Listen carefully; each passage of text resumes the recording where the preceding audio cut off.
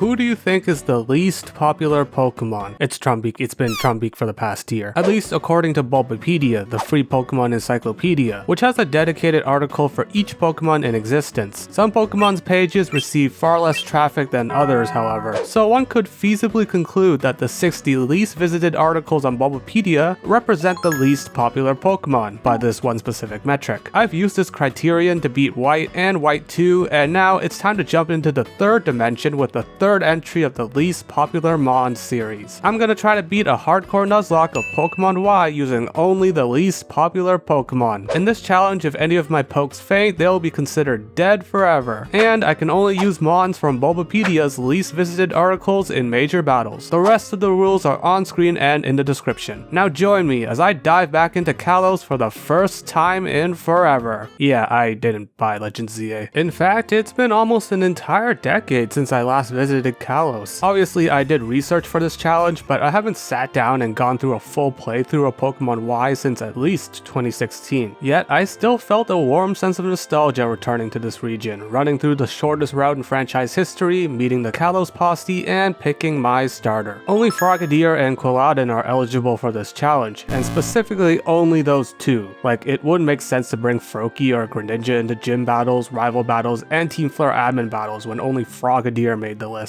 Ignore the first Shauna battle, that doesn't count. The challenge actually begins in earnest the moment I step out of Aquacore Town and touch grass, where my team swells in size from 1 member all the way up to 6. On Route 2, I catch Panetone the Scatterbug, and Banmei the Bunnelby, and inside Santaloon Forest, I snag all 3 elemental monkeys, Book the Panseer, Turquoise the Panpour, and Mango the Pansage. Now this is a squad. As with previous entries in this series, I'm naming all of my Pokemon after things I personally like. You know, food, hobbies, colors, and the Lions, baby! Let's go, Lions! This tradition started as a way for me to endear myself to a roster of Pokemon I'm not particularly fond of, but honestly, creating these videos has actually made me a fan of many of these oft-forgotten fellas, such as the 3 monkeys. Book, Turquoise, and Mango put in a lot of work back in Unova, and I'm sure they'll be able to replicate that success in Kalos. Oh, and if you're wondering why I'm allowing myself to catch multiple Pokemon in the same area, there are 2 reasons. First, I feel that the appeal of this specific challenge comes from limiting the available selection by popularity, not by in-game location. And second, separating the 3 monkeys would make them very sad, and nobody wants that. After a fun romp through Colosian Viridian Forest, no seriously, Santaloon Forest has the exact same layout as Viridian Forest, we arrive at the first gym, where we must tiptoe across tight ropes of silk above a treacherous height. Remember how unsafe the gyms in Unova were? Yeah, Kalos is no slouch in that department either. Anyway, I'm gonna have to come clean to you guys, I lied. We don't actually have 6 available party members right now, because Lion, Book, and Mango are ineligible to participate in gym battles until they evolve, meaning the only 3 dweebs at our disposal against Viola are Banmei the Bunnelby, Turquoise the Panpour, and Panetone, who became eligible after evolving into Spupa. We're gonna need to get a bit lucky given the sorry state of our team. And that starts with what move Surskit will use. Fortunately, it clicks Water Sport, meaning Panetone can land a Stun Spore without taking any damage. Her job is done for now as Turquoise switches in on a soft bubble. From there, our aquatic primate can begin spamming Scratch, whittling down Surskit's health as Surskit loses its turn to paralysis. I pivot to using Water Gun next, bringing Surskit low enough for Turquoise to secure the KO with Scratch the next turn, while still being out of range for Viola to pop a potion. Unfortunately, Turquoise fumbles at the goal line, low rolling his damage on Scratch and wasting a prime opportunity to down Surskit, before it's healed back up with a potion. Come on, Turquoise, I know you're better than this. Lock in!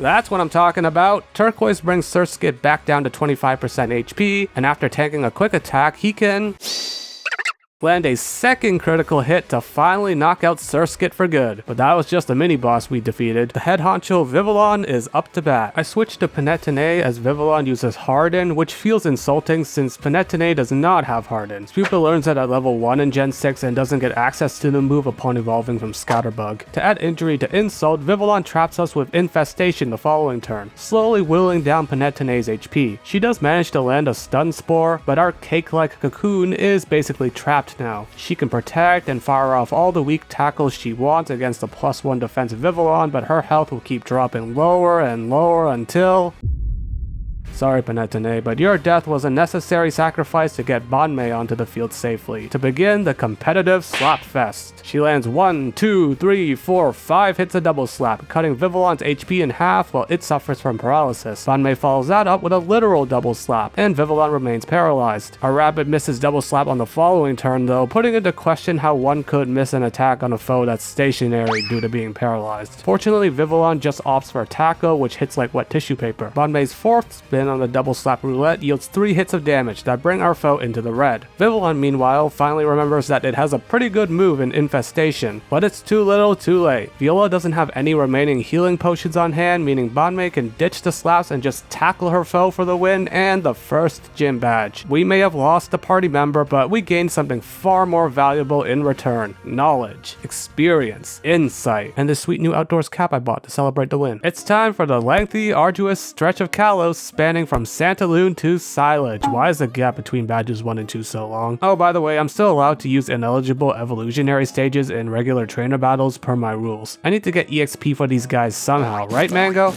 Did Mango just get pooped on? Welcome to the iconic Lumio City, where the camera is dynamic and the roadblocks are basically just a suggestion. We've got a visit to Professor Sycamore's lab lined up, and man, his theme is so good. It makes you forget he's probably cracking your mom on the side. The professor is also itching for a battle, but due to the huge level cap jump between gyms 1 and 2, we can enter this fight at a fairly reasonable level, a level that's high enough for Lion to evolve into Frogadier, finally becoming eligible, letting him rip through Sycamore's team with some assistance from Banmei. Okay, we gotta talk about this guy now. X and Y Lysander might be in contention for the funniest Pokemon character in series history, because none of his comedy is intentional. Greetings, child. You have a Pokédex? That means you are one of the chosen ones responsible for keeping this world beautiful. Now let me look directly at the camera while telling you my villainous motives with zero subtlety and complete sincerity. Goodbye. I love this orange-haired dork so much. There's a lot more we need to do in Lumio City before we leave, however. First, I get a haircut that makes me look 50% more Caucasian. Second, I swing by the Stone Emporium to pick up all 3 stones we'll need to evolve the elemental monkeys later. And finally, I stop by the PR Video Studio to shoot a quick reel commemorating a certain rabbit on our team. I will now play this video for your viewing pleasure. Enjoy.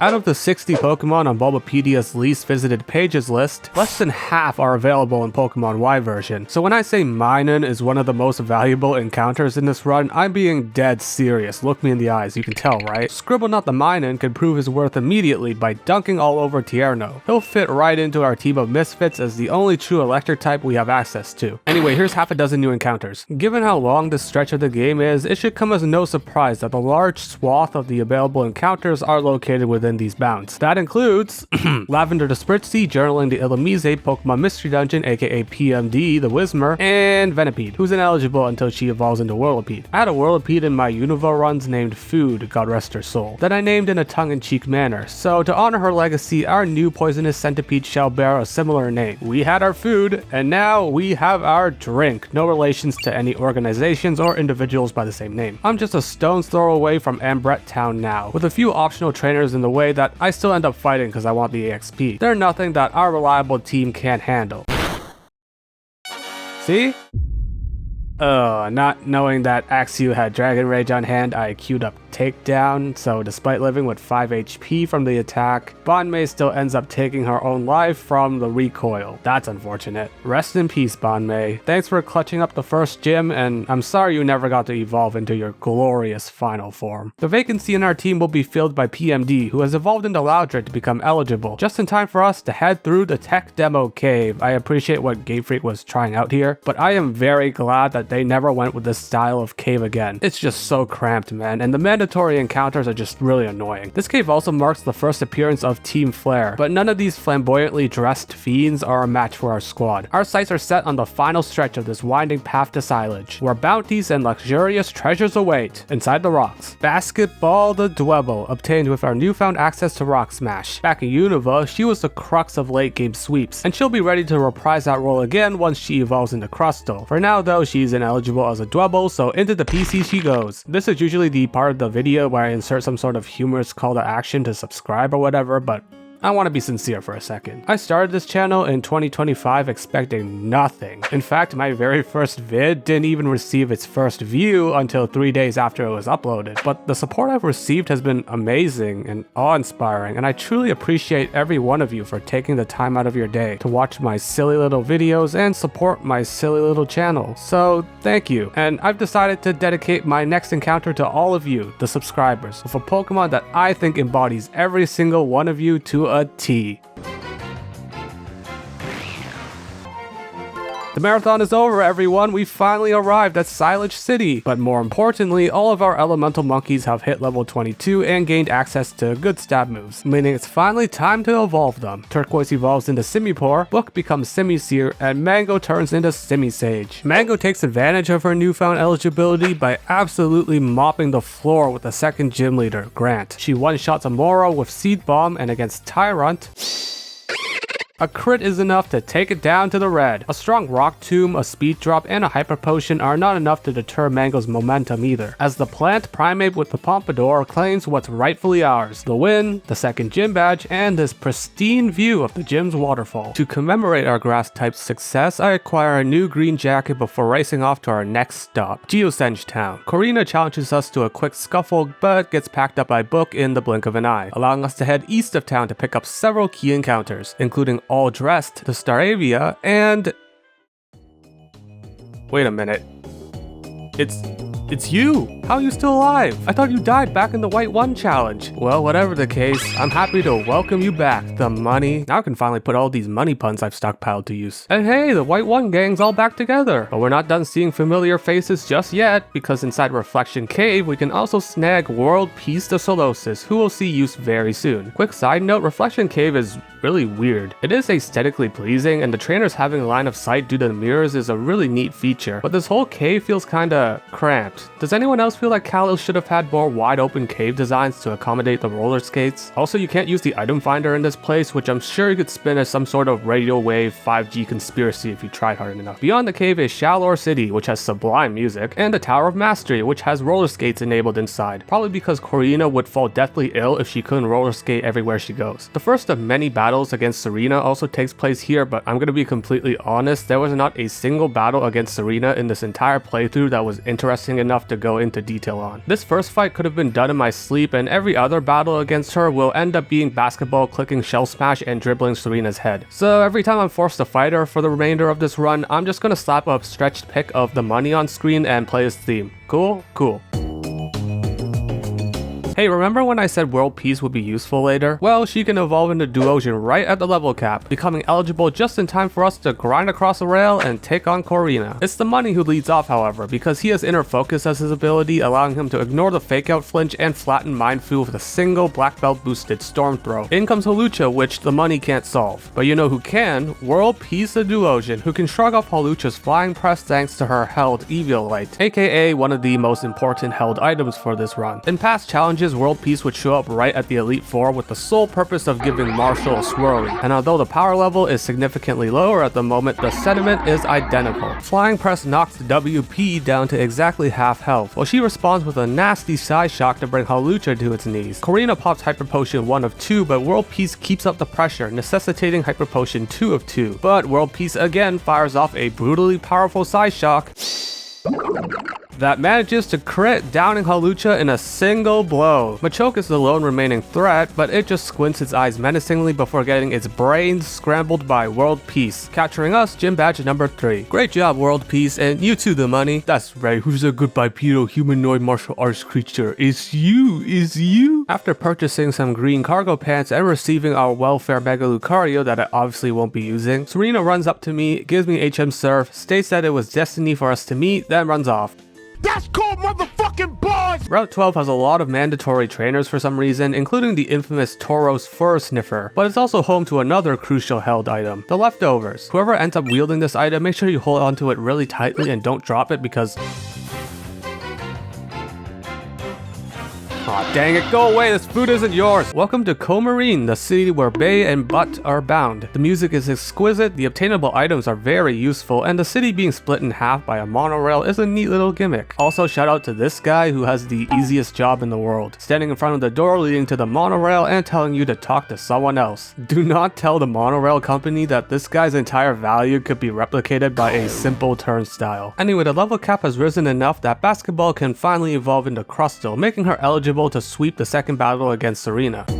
While I adore Comarine City itself, its gym is just a worse version of the Silage gym. At least you could control where you moved on the rock climbing walls. In the Comarine gym, you just watch unskippable climbing and swinging animations over and over again. And you can't even use a slide to return to the entrance until you beat the gym, meaning if you want to go heal, you gotta experience a Sony PlayStation exclusive all over again. You know what? Screw you, Ramos, your gym sucks. I could have done the bare minimum by letting Book spam Flame Burst or All Dressed spam Fly all over your team, but I think you deserve something far more humiliating. Our lead off against the old geezer will be Mango, a fellow grass type who can one-shot Jumpluff with acrobatics, therefore proving that she's the superior grass and flying type. You would think Ramos would send a Weepinbell next to hit Mango super effectively, but due to how the enemy AI works in this game, Go-Goat comes out instead. Allow me to explain, I've been learning this stuff. The game calculates all of the remaining Pokemon's moves, picks the one with the highest base power, then tosses out that move's user. Weepinbell's best choice Acid has a base power of 40 that gets doubled to 80 due to being super effective against Mango, but that's still less than the 90 base power of Go-Goat's takedown, so it will come out instead. Once on the field, however, Go-Goat will actually select Bulldoze instead of takedown. How do I know this when the goat has yet to attack? Well, I'm less certain about this since I couldn't find any Gen 6 documentation and had to rely on Gen 5 move selection documents instead. But basically, Go-Goat will use Bulldoze instead of takedown because all moves are assigned a score, basically just a number that increases or decreases based on a multitude of factors. Since Mango is faster than Go-Goat and the goat's other moves can't kill, Bulldoze will receive the highest score and therefore get selected by the AI. I'm pretty sure that's how the enemy AI works. Let me know if I made any mistakes with my explanations. I'm still learning this stuff with every video I make. Anyway, let's see if I'm right. Mango moves first, hitting Go-Goat with a super effective acrobatics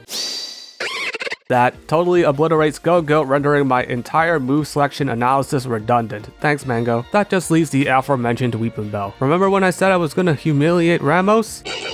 Yep, journaling the Illumise is actually one of the better encounters in this challenge due to her vast support move pool, but she won't be using any of those status moves in this fight. She tanks a Weepinbell Acid, then follows in Mango's footsteps by using acrobatics. She narrowly misses out on the KO because Illumise's attacking stats are a affront to man, but that's no big deal here. Ramos burns both his hyper potions trying to keep his last remaining poke alive, but that's like trying to plug holes on the Titanic with your fingers. Journaling can keep up the acrobatic assault until Weepinbell finally goes down, earning us the win and gym badge number 4. Great job, Mango, in journaling, and screw you, Ramos, I bet you're already dead in Legend ZA. Alright, that was rude of me, sorry. Before we continue the journey, I make sure to purchase a green hat and pick up a black sludge that I would attach to my Bisharp if I were allowed to use one. Onward now to...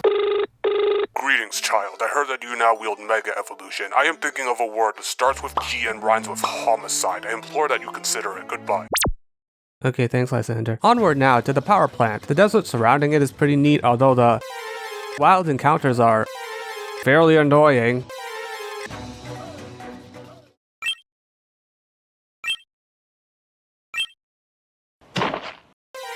The entire power plant saga was a total breeze, meaning we can return to Lumio City and take on the 5th gym. The gym puzzle is a quiz show, and its theme is kinda a bop. I could totally see someone sampling this for a Pokemon Cypher. Anyway, the electric gym leader Clement is up next. My original plan called for a Diggersby sweep, but obviously that's impossible now, so I'll instead be turning to a different member of our esteemed team.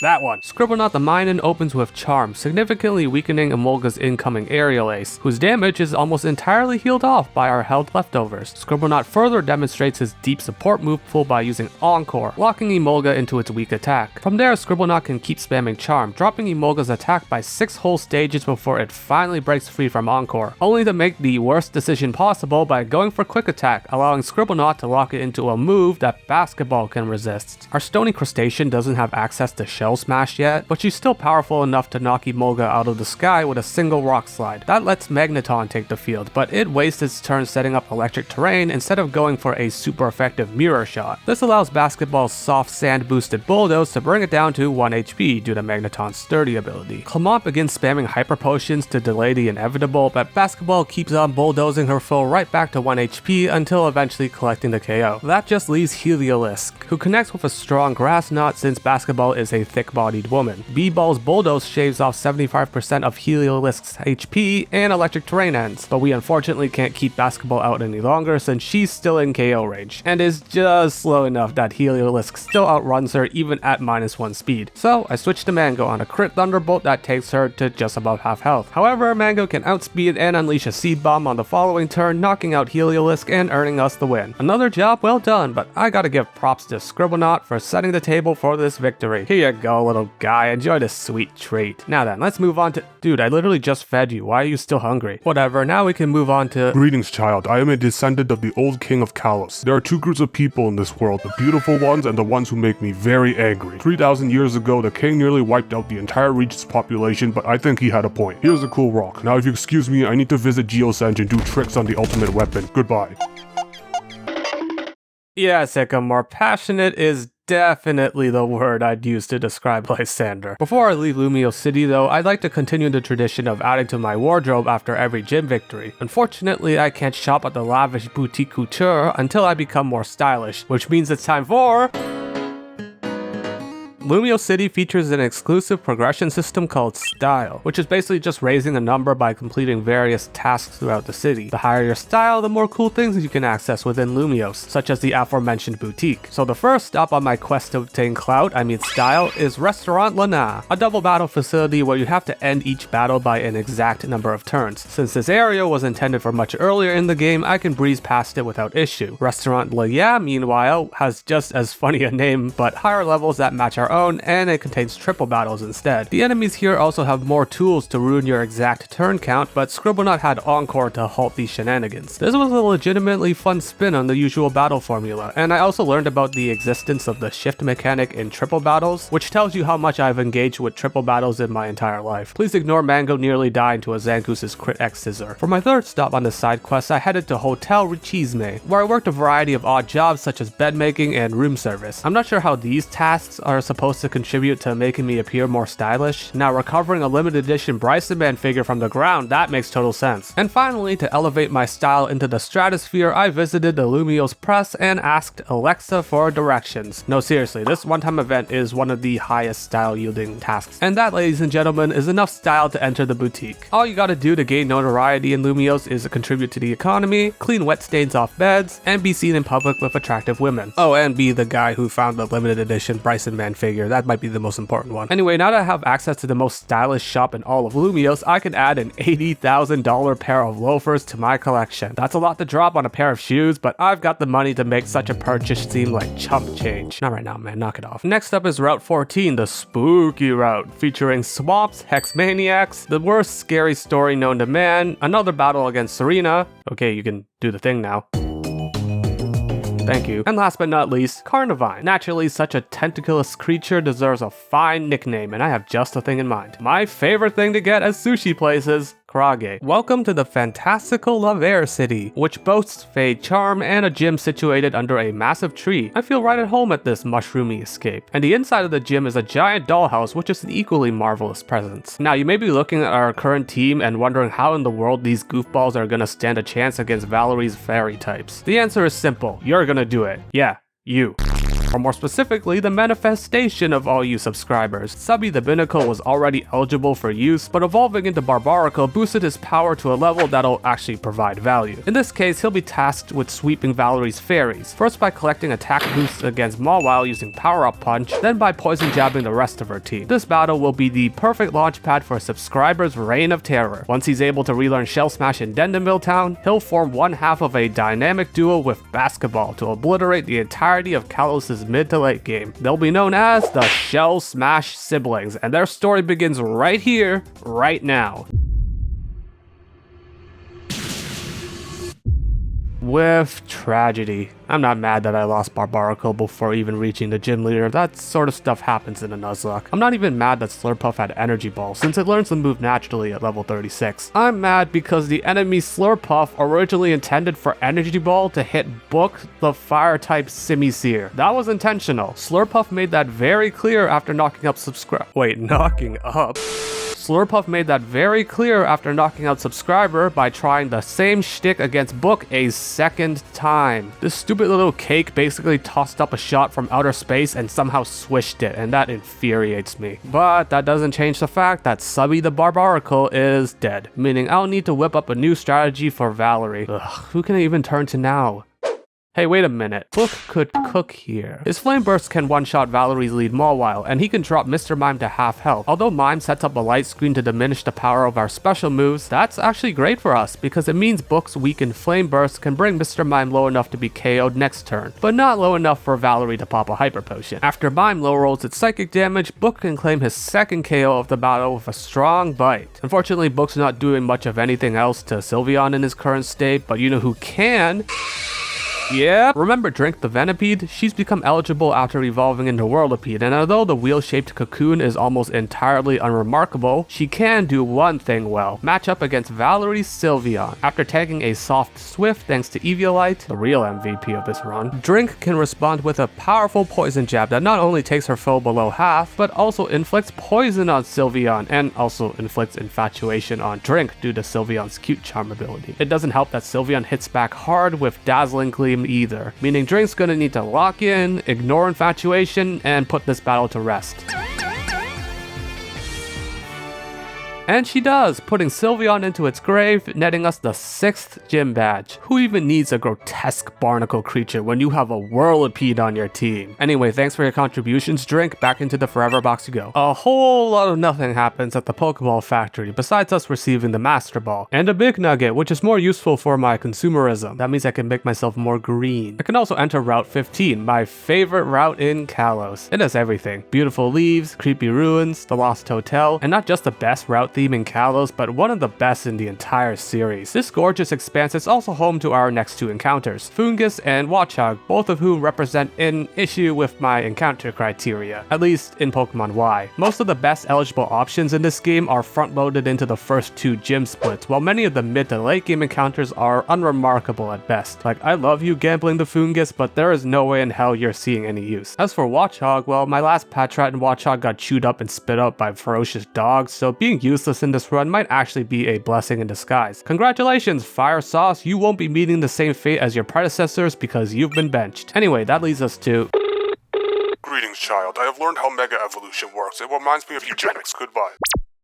What is wrong with that guy? Anyway, that leads us to the remaining stretch before the 7th gym, which is fun but not very memorable. Dendemil Town is cute and has music that reminds me of Rune Factory, but the town's legacy will ultimately be defined by the legendary Moo Moo Milk Maniac. Aurora Borealis. Frost Cavern is a neat detour, and we can pick up Salt the Cubchoo and Fire Emblem the Vanillish here, but the Team Flare debacle inside is nothing to write home about, much like how most of the Team Flare encounters are. Anyway, check out this photo I took outside the cave. I'm holding the item finder here, but it looks like I'm pointing two pistols at the camera. Route 17 is the most nothing burger route in the game. At least Route 1 had a unique camera angle, and Route 9 had a dynamic camera to distract you from the fact that it also sucked. On Route 17, you get a top-down view of a diagonal path through a pile of snow. That's it. Also, it undeservingly lifts the music from Route 15, and Mamoswine is just a reskinned Rhyhorn whose face is obscured by snow the whole time. Truly the route of all time. Oh well, it's still better than the choose your own adventure route in Hoenn. We finally reach Anastar City, home to a beautiful crystalline sundial and nothing else of note. That includes the 4th rival battle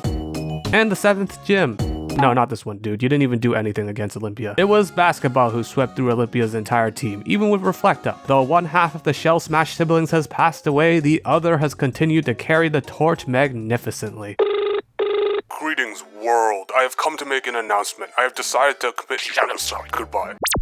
Well shoot, we should probably stop that, huh? Entering Lysander's secret laboratory puts us face to face with the man himself in the first of 3 battles against him. I never understood why we needed to fight him 3 separate times when his team changes so little between each one, but whatever, I don't make Pokemon. Mienfoo tries dancing with swords but gets put into the dirt by the money. Murkrow then lands a critical hit but also gets one shot by Storm Throw. The money is raking and dealing, but the appearance of Gyarados finally means that he needs to tag out. But it's for someone you probably weren't expecting.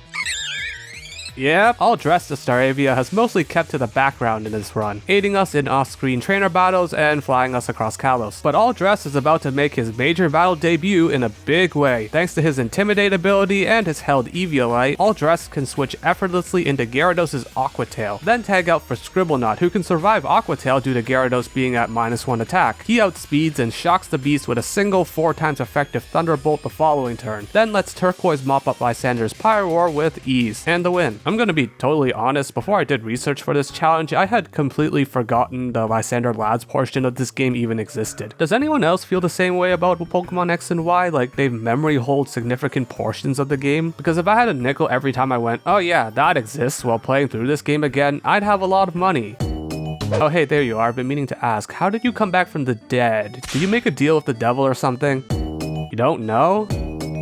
Oh, that's strange. Hopefully we can figure out the reason why you came back later. We're off to Geosenge Town, where a giant Celesteela has emerged from the ground and knocked aside the nearby houses like they're toys. That's some good structural integrity if I'm being honest. Okay, Lysander 2 times. His Mienfoo has evolved into Mineshell, but it still can't kill the money, who mashes Mineshell between his palms like clay. After that, I bring in Basketball, who tanks a decent hit from Honchkrow before dunking all over the bird with a ball-shaped rock. From there, the remainder of the battle plays out just like it did in our first fight against Lysander. All Dressed comes out to intimidate Gyarados, Scribblenut comes in on a weakened Aqua Tail, then saps Gyarados into oblivion and lets Turquoise clean up Pyroar for yet another easy win over the spiky-haired man. With Serena in tow, we delve deep into the secret lair of Team Flare, pushing past all who stand between us and the deepest depths of the facility. Shauna shows up to give puppy dog eyes, and not much else, while the money seems oddly locked in all of a sudden, and I think I know why. Yveltal is known as the destruction Pokemon, the one who takes, the beast that saps life energy from those around it. But even a harbinger of death and desolation gets a little bored. So why not try something a little different? Say, removing death from an individual instead, locking them into an uncertain state of limbo between the living and undead. I can't speak for the money, but I get the feeling he's not entirely pleased with what Yveltal has done to him. So when he takes the field against the awakened beast, he stares down the frenzied Yveltal and doesn't bat an eye, because the money is ready for an all-out brawl against the heinous creature who treated his soul like a plaything. This is sure to be a climactic battle of epic proportions. Okay, Lysander 3 times. The money, swollen with hope after subjugating the one who brings death, can tank a strong high jump kick before burying Mineshell 10 feet under. He's so in the zone that he even shrugs off a super effective Honchkrow aerial ace before turning the bird into a sandwich as well. Due to him mega evolving his Gyarados this battle, Lysander sends out Pyroar as his penultimate Pokemon instead, meaning Turquoise has to come out a little bit earlier to do the exact same thing he's been doing the past few fights. That invites in Lysander's last poke, whom Scribblenut doesn't have a guaranteed one-shot against, since Gyarados' typing will change from Water Flying to Water Dark after Mega Evolving. That means we're gonna have to get a bit creative, and by creative I mean doing the exact same thing as before but slightly differently. All Dressed comes in to intimidate Gyarados, who has Mega Evolved, while it goes for a weakened Outrage. That's good for us because it means Basketball can come in on the second hit of Outrage, and take the hit admirably. Mega Gary gets confused soon after, and Basketball's held leftovers give her a bit more HP to work with. Now then, the fate of this entire battle would hinge on whether Gyarados hits itself in confusion, and assuming Gyarados does not hit itself, on whether Basketball can live a super effective Aqua Tail. Remember, she won't have Sturdy available because she's not at full health. So let's see if Basketball can survive and sink her shot.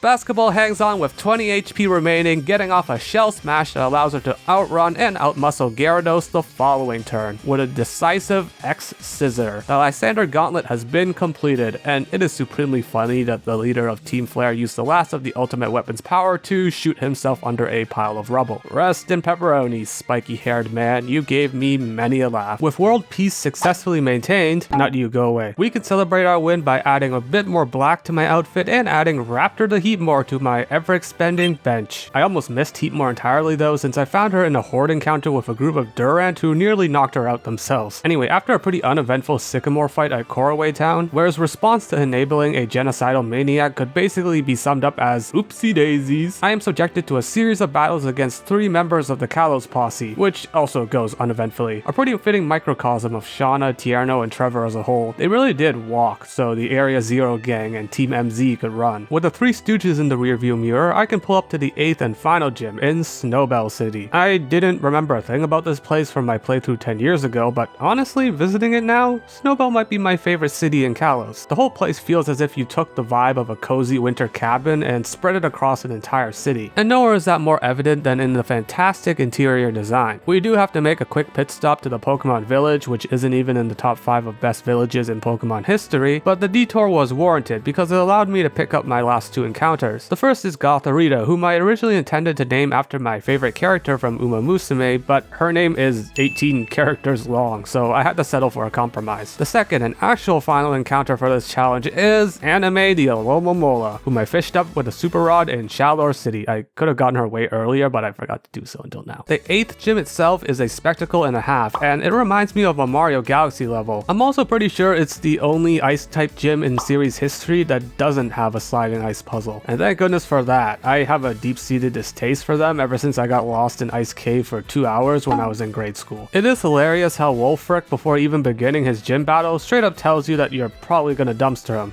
because he was completely correct. The money stamped Abomasnow's face into a penny, then shrugged off confusion from Cryogonal before adding it to the kill tally as well. That just left Avalugg, whom Book could swap into and torch to smithereens. Just like that, the 8th and final gym badge is ours, meaning we can now leave the gym via a long sliding ice bridge.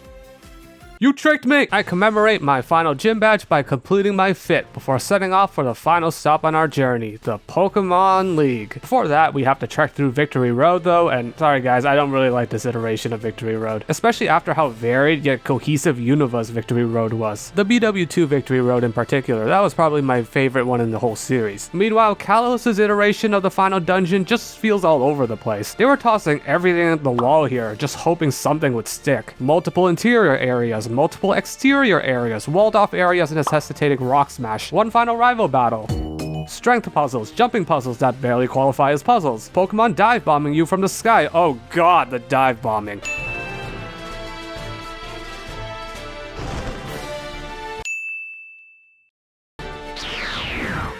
And after surviving all of that, we finally arrive at the last stop on our journey, the Collision Pokemon League. Before we set foot into this opulent castle, let's go over who will be joining us in this final gauntlet. On camera, it seems like Turquoise Simipour has only really shown up to handle a couple of fire types, but given how many trainers he's washed away with Surf and how many nautical miles we've traveled on his back using Surf, I'd say he's pretty damn important to this team, even with a special attack lowering nature. You'll see once he completely obliterates Malva later. Scribblenaught the Minan's role has been to provide boatloads of utility, while occasionally deep frying Lysander's Gyarados if need be. But now Scribblenaught will be performing both utility and offense at once. He's got Nasty Plot to facilitate his own sweep against Seabold, as well as Baton Pass and Encore to provide some much needed utility to this team. Unfortunately, he can't learn Volt Switch since the TM isn't available until the post game. You can make the case that Book the Simisear was the most valuable of the 3 monkeys in both the BW1 and BW2 installments of the least popular Mon series, but unfortunately I think that agenda ends with the Y installment. He did have a hand in staving off Valerie, however, which is not too shabby for a Mon who only ever clicks 1 move, sometimes 2 if he's feeling extra dangerous. So I prepared this whole blurb about Mango the Simisage and was going to compare her to Potential Man as a joke, but looking back, she actually did quite a lot in the early to mid game, sweeping through Grant and also teaching Ramos a good lesson. She didn't do much after that, but she's done enough that I think she isn't deserving of the Potential Man tag. I'm still gonna put the meme on screen anyways.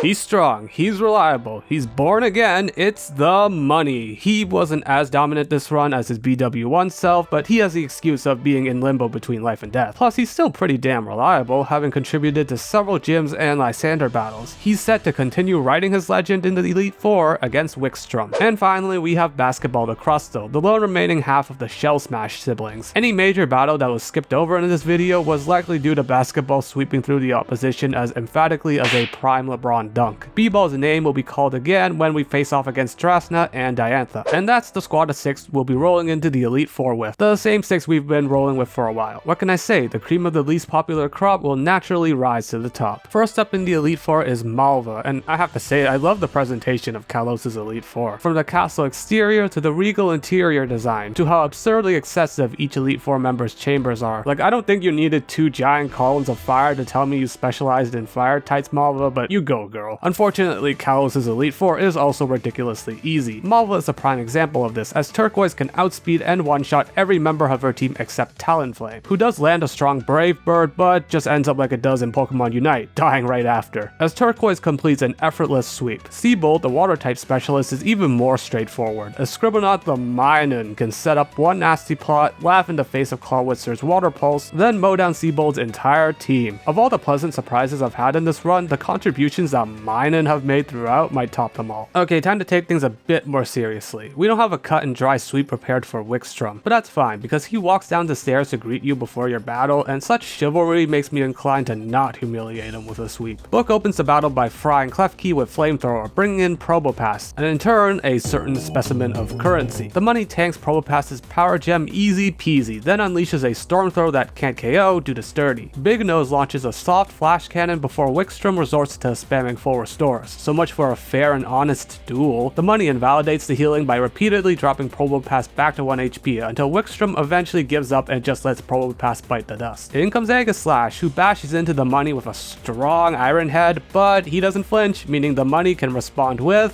Fling. In case you're not aware, Fling is a dark type attack that launches the user's held item at the foe, dealing damage based on what that held item was. The money is currently holding onto the Sail Fossil that we received way back in Ambret Town, turning his Fling into a 100 base power move that completely obliterates Aegislash in a single blow. Honestly, Payback probably would have done the same job here, but there's something much funnier about the money hurling a fossil so hard that it shatters his opponent into pieces. Anyway, the rest of the Wickstrom fight is a total wash, as Book can switch into Scizor, shrug off Iron Head, and roast the Bug Steel type alive for our 3rd win over the Elite Four. That just leaves the last member of the Elite Four, the Dragon type specialist Drasna, who seems like a more difficult puzzle to crack than the other members at first glance. In reality, this battle is yet another stomping ground for Basketball, who gets off a Shell Smash and is guaranteed to survive Dragology's Surf no matter what due to her Sturdy ability. She can then drop an EQ to eliminate Dragology, drawing in Drasna's Altaria? Yep, due to a combination of factors, the AI sees Altaria as the next best option, which Basketball is happy to take advantage of by dropping a Rock Slide. Same deal for Noivern, meaning all Drasna has left is a Druddigon, who can unfortunately KO Basketball with Dragon Tail due to her lower defenses. But knowing that, I can switch to Mango. She offers the least useful tools against Druddigon, so when the Dragon Tail connects and forces a switch, it's basically guaranteed that someone more useful will be dragged out, such as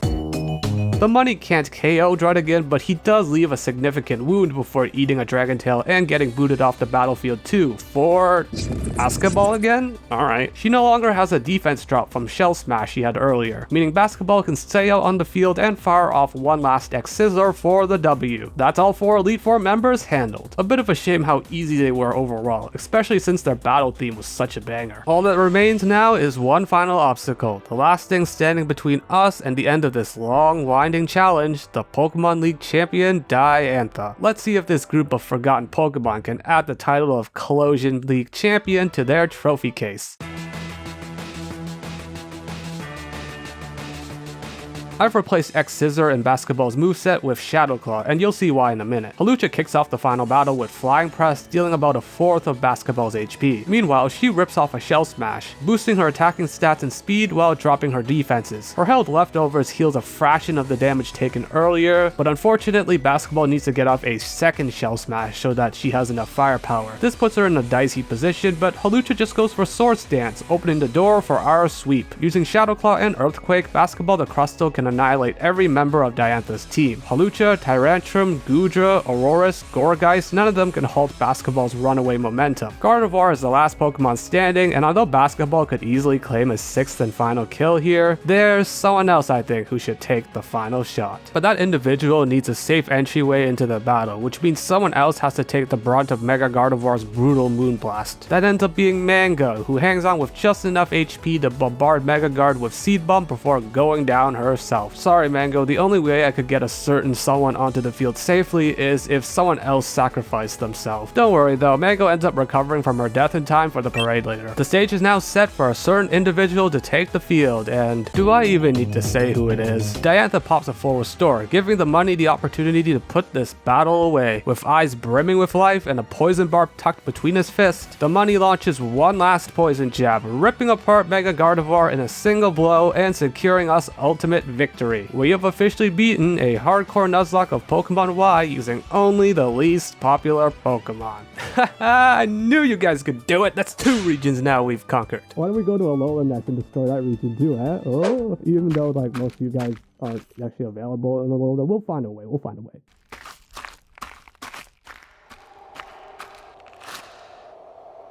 Hey, going somewhere? Let me guess, coming back to life has made you reconsider what your true calling really is? I figured as much. Nothing lasts forever after all, and there are bigger things in life than hosing a bunch of enemy NPCs in a Nuzlocke challenge. That being said, I'd still like to thank you, the money. You've been a huge part of not just this journey or any previous journey, but my entire channel, and I'm sad to see you go. I know you don't say much, but could I ask, somewhat selfishly, if you enjoyed our time together as much as myself and everyone else has?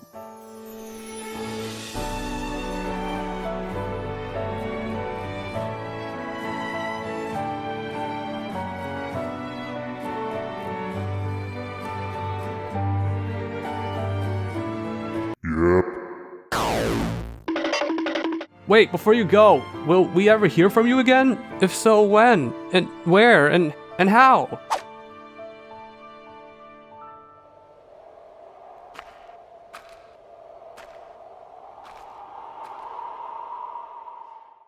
I'm gonna miss him. Wait a minute, he never actually gave us his number. And vice versa. How are we supposed to call him?